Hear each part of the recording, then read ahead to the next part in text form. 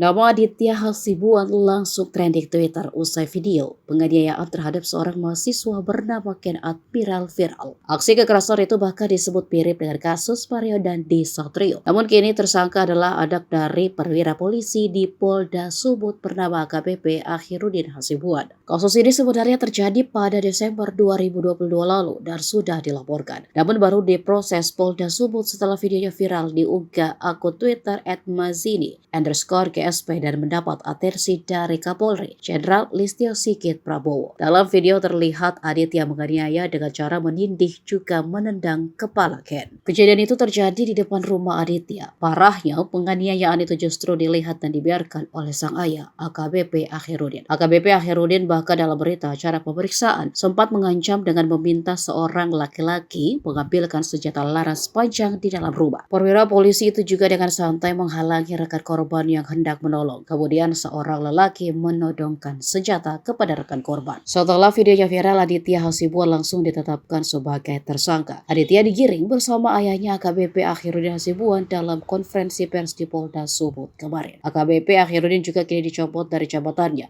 sebagai Kabak Bin Ops Nalsat Narkoba Polda Sumatera Utara.